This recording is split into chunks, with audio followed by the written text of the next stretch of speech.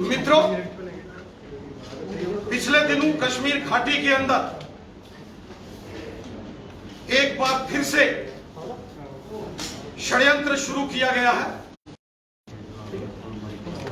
गुप्तकार एजेंडे के साए में एक बार फिर जम्मू कश्मीर की जनता के खिलाफ षड्यंत्र हो रहा है।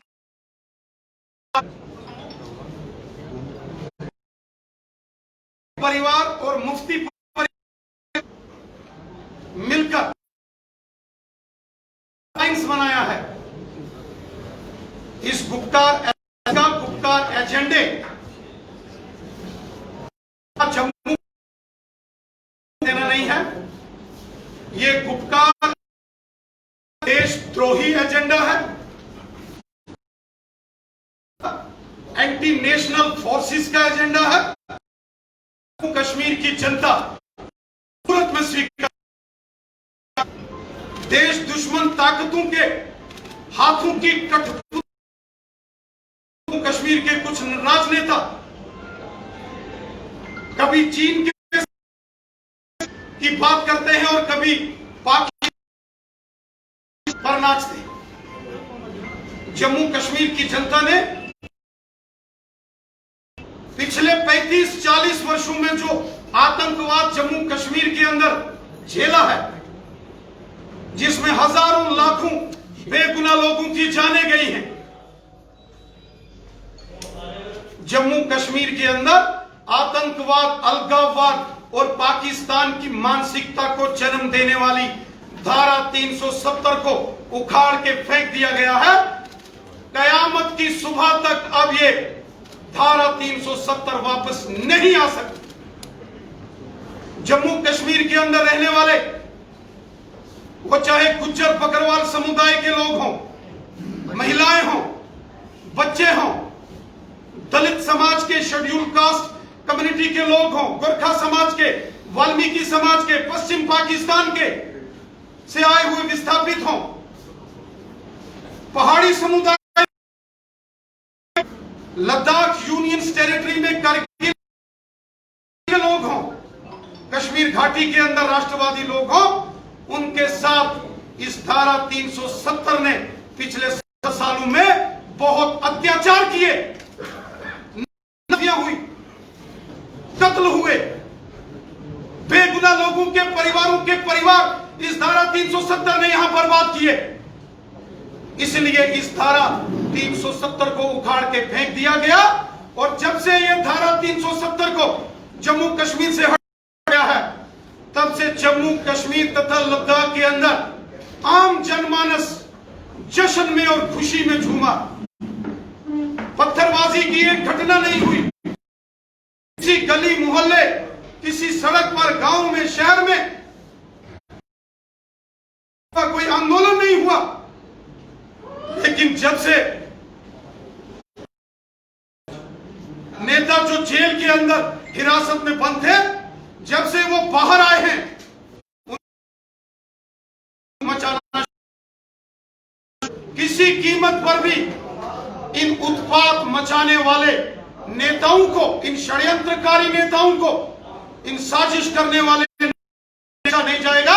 अगर जम्मू कश्मीर की जनता को लहूलुहान करने की साजिश की गई, अगर जम्मू कश्मीर की जनता के खिलाफ षड्यंत्र किया गया, तो इसके गंभीर परिणाम इन षड्यंत्रकारी नेताओं को यहां भुगतने पड़ेंगे। इन षड्यंत्र, ये याद रखना चाहिए कि इस देश के अंदर मोदी साहब की सरकार है और हमारे के अंदर करोड़ों करोड़ देश भक्त झंडा लेकर बैठे हैं।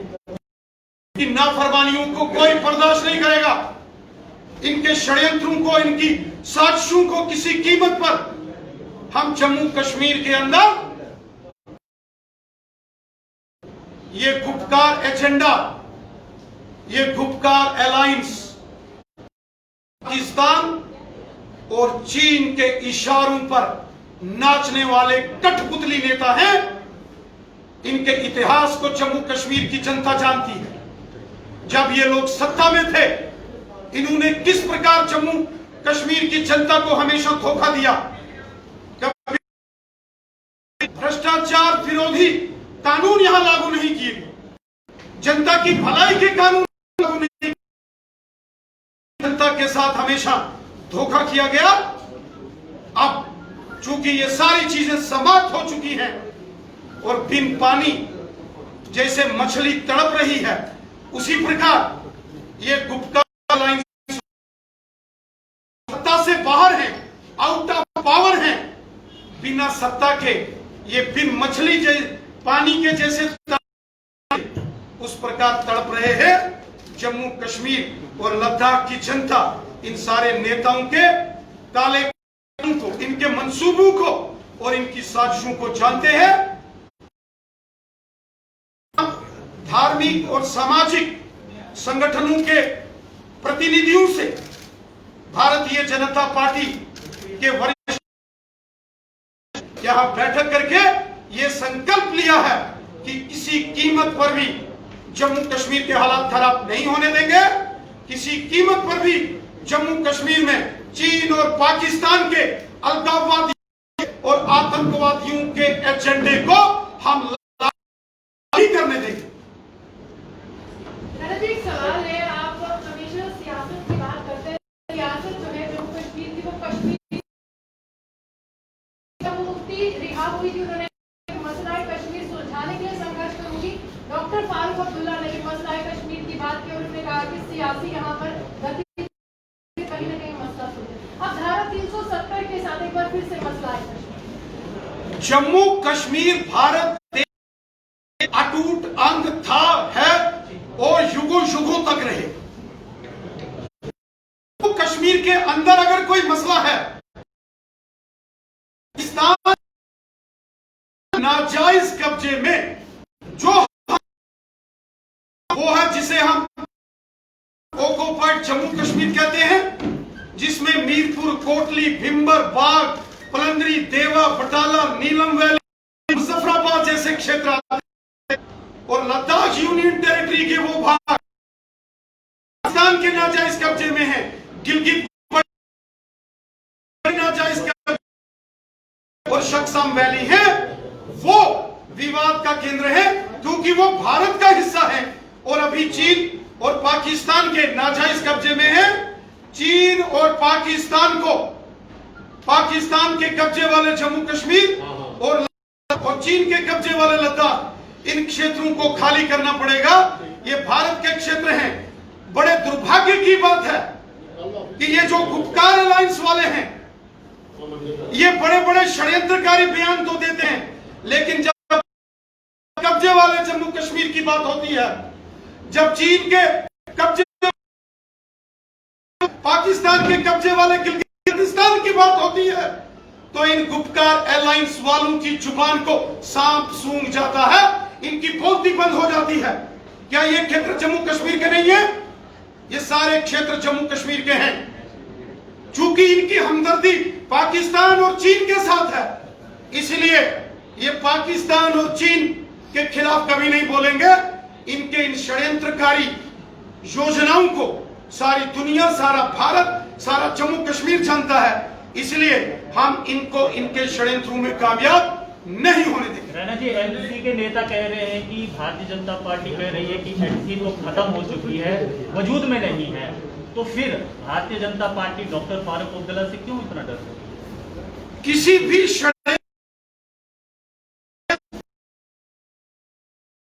अंदर देश के खिलाफ होगा, उसके खिलाफ पूरी ताकत के साथ लड़ा जाएगा।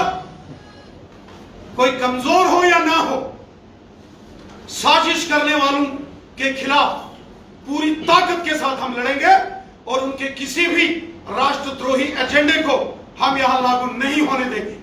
रविंद्र जी, गुपकार अलायंस से कहने के एक मैसेज तो जरूर मिलता है कि किसी वजह को लेकर ही, लेकिन कश्मीर की सभी पार्टियां चाहे दुश्मन हो, वो एकजुट हो चुकी हैं। लेकिन वो यहाँ पर ऐसे कई नेता भी हैं जो जम्मू की बात को, जम्मू का भेदभाव कश्मीर के साथ खत्म करने की बात करते हैं, लेकिन जमीनी सतह पर कुछ नहीं कर पाए। की बात में इस तरह की पूरा का पूरा जम्मू कश्मीर और जिसमें जम्मू संभाग जो हमेशा राष्ट्रवादी शक्तियों का केंद्र रहा है, और कश्मीर घाटी के अंदर भी जो राजनीतिक लोग हैं, जो देशभक्त लोग हैं, वो इन षड्यंत्रों का, इसीलिए भारतीय जनता पार्टी के आह्वान पर 13 से ऊपर धार्मिक और सामाजिक संगठनों के बड़े नेताओं ने आज मुलाकात करके ये संकल्प लिया है कि हम अब्दुल्ला परिवार और मुफ्ती परिवार के इस गुपकार अलायंस षड्यंत्र को पूरी ताकत के साथ मिलकर इसके खिलाफ हम लड़ेंगे और इनको किसी कीमत पर इनकी साजिशों को हम कामयाब नहीं होने देंगे। Thank you very much.